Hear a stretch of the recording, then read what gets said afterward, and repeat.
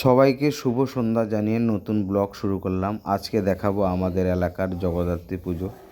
দেখো কত সুন্দর লাইটিং, রাস্তাটা ঝলমল করছে। এরপরে আমরা চলে যাব নতুন মণ্ডপে আসব, নবতরুণ সংঘ, যেটা 10 মাইলে আছে। ওখান থেকে শুরু হয়, আমাদের 6-7টা পুজো হয়, পরপর 10 মাইল থেকে শুরু হয়। দেখো মণ্ডপটা কত সুন্দরভাবে নির্মাণ করেছে। এরপরে ঢুকে যাব মণ্ডপের ভেতরে। দেখো মা জগদ্ধাত্রীকে কত সুন্দর লাগছে, দারুণ সুন্দর তারা থিমের প্রতিমা করেছে। এরপরে চলে আসলাম আমরা তরুণ সংঘের মণ্ডপটাও খুব সুন্দর করেছে, বেতের প্যান্ডেল করেছে। এটা হচ্ছে কদমতলা। এরপর আমরা মন্দিরের ভেতরে ঢুকবো। দেখো কেমন লাগছে প্রতিমাটা জানাবে। তারপরে তার পাশে ছিল বাবা ভোলানাথের একটা মন্দির, সেটাও তোমাদের দেখালাম। এরপরে চলে আসলাম আমরা বন্ধুমহলে, শিউলিপুকুর বন্ধুমহল। এবার তারা একটু হয়তো ছোট করেছে পুজোটা।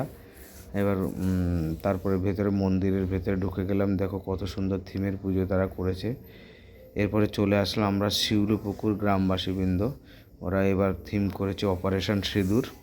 পেহেলগাঁওতে যে ঘটনাটা ঘটেছে আমরা সবাই জানি, সেই ঘটনার উপর ভিত্তি করে তারা এবারের মণ্ডপ সজ্জা নির্মাণ করেছে। এরপরে ধীরে ধীরে তোমাদের দেখাবো প্যান্ডেলের ভেতরে সুন্দর কারুকার্য করা ছিল, দেখার মতো ছিল। লোকজনের খুব ভিড় ছিল। এবার দেখো মাতৃ প্রতিমা।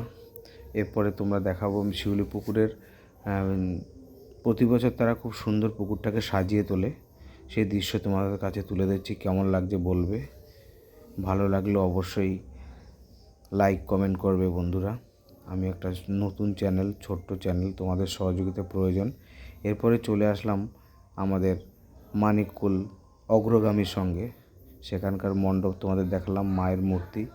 এরপরে চলে আসলাম মেদিয়া অগ্রদূত সঙ্গের, সবথেকে আমার মতে এটাই সবথেকে সুন্দর এবার জগদ্ধাত্রী পুজোর তারা উপহার দিয়েছে। দেখার মতো প্যান্ডেল করেছে এবং জনগণের ভিড়ও ছিল চোখে পড়ার মতো। তাদের প্যান্ডেলের কারুকার্যটা কত সুন্দর। এরপর দেখো মায়ের মূর্তিটা দেখার মতো হয়েছে। নমস্কার।